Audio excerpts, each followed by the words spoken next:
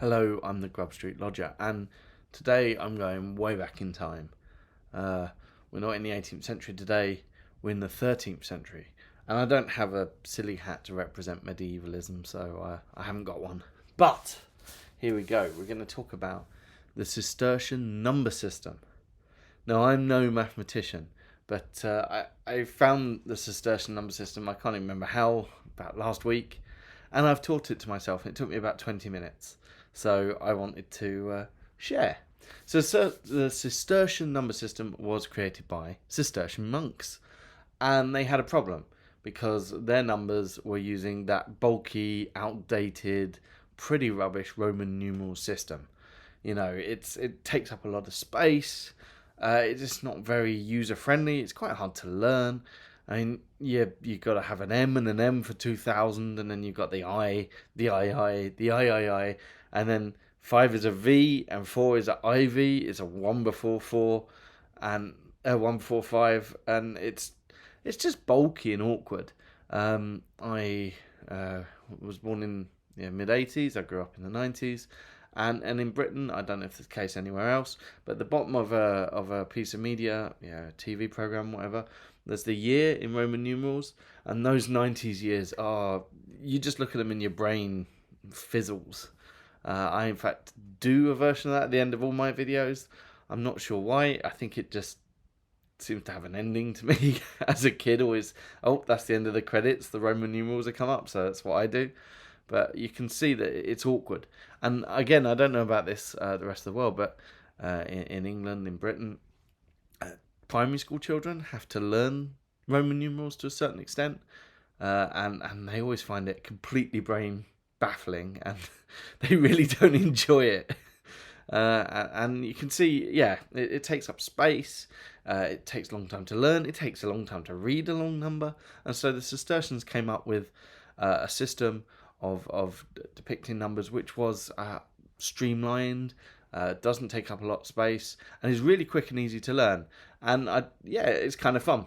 Now, as they were coming up with this, the system of numbers we use now, we call them the Arabic system. In fact, the Arabic scholars learnt them from India, was coming into Europe as well, and obviously that won because that is it's a work of genius. It's like the alphabet. It's a perfect level of abstraction, and you can use Arabic, the positioning, number positioning, to do maths as well as to just depict numbers. Whereas with the Cistercian system, it really is just to depict numbers.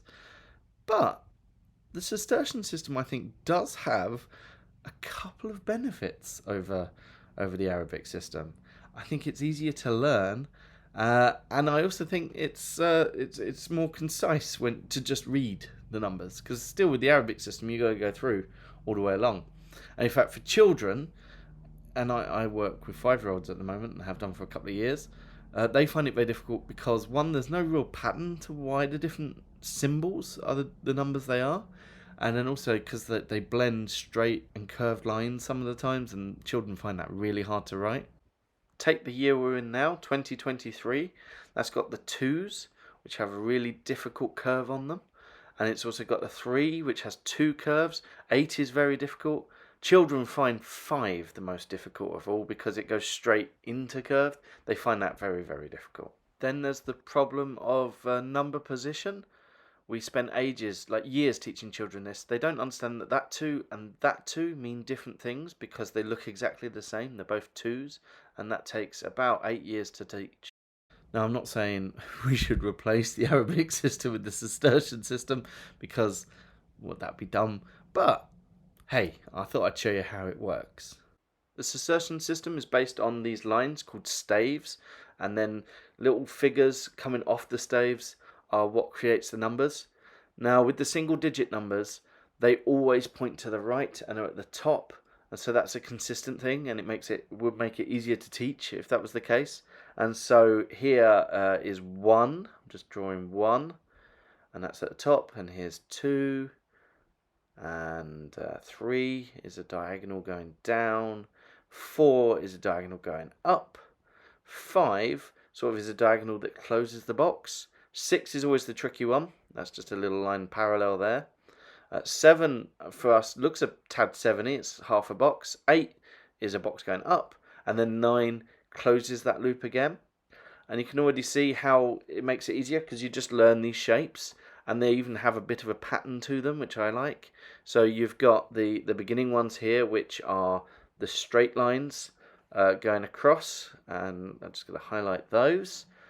So 2 straight lines, and then you've got the 3 diagonals, which always goes down, up, and closed. So here we go, 3 diagonals, down, up, and closed.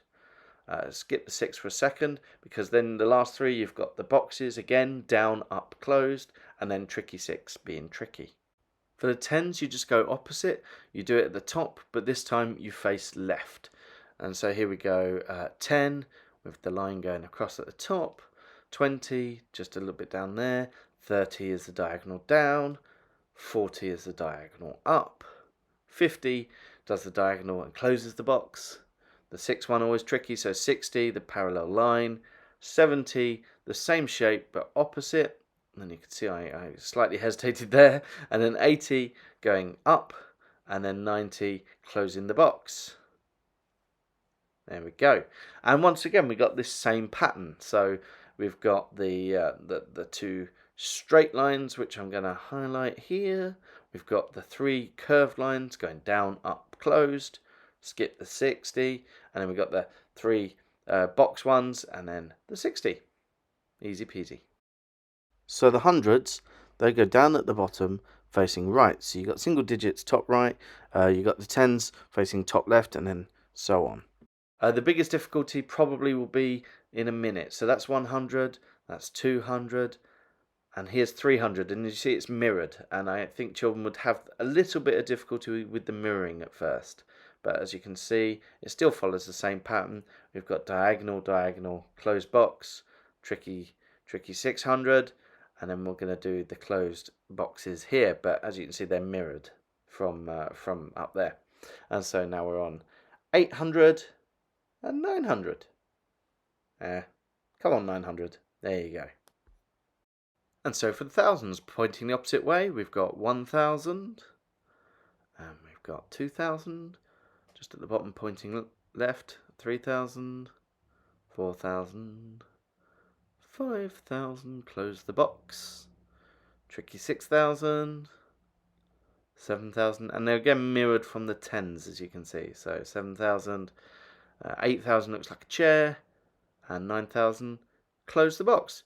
And I think you could really easily teach children this because there's such a clear pattern. You've got your straight lines, and you've got your diagonal lines, and then you've got your boxes at the end, and then you've got your 6. And that's it. I think that's all you need to learn. Now, what makes this system really good for quick and sort of space-saving numbers is that you can represent any number up to 9,999 on the same stave.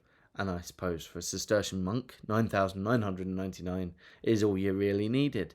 And so I'll show you a couple of those.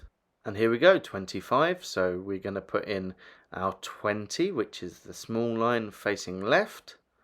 And then we're going to put in our 5, which is the diagonal going down. And there you go, 25, all in one place.